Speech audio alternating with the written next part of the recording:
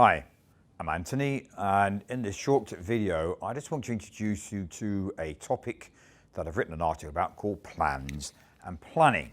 So plans and planning. Very famous quote by Dwight Eisenhower, who said something around the lines of plans are useless or worthless and planning is indispensable or absolutely vital.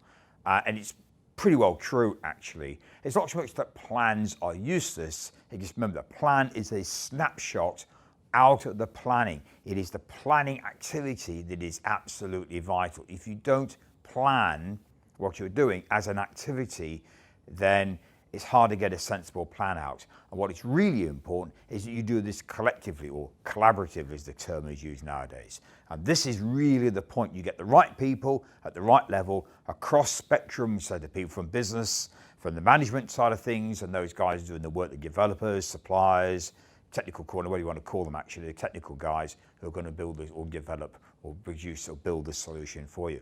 The point is you have the right level of people at the right time of planning.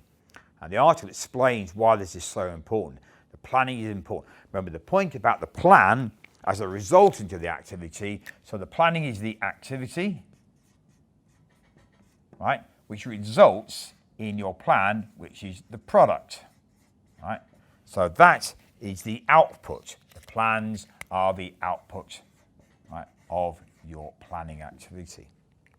And they are just a snapshot at a point in time, but it's an agreed point in time snapshot as an understanding. This is how we see things going from here onwards. And they're going to change. They all do. The plans always change. This is why they're not so much useless.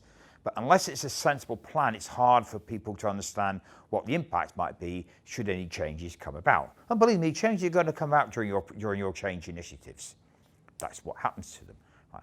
But the thing is, having planned and done the planning together, you understand what you're expecting to do and what you're going to get out of it and how it should rock and roll, and therefore what the impacts might be and how you might need to change it when those changes come about. Okay. Remember, the PM, whether it's project, portfolio or program managed, don't necessarily know all the detail.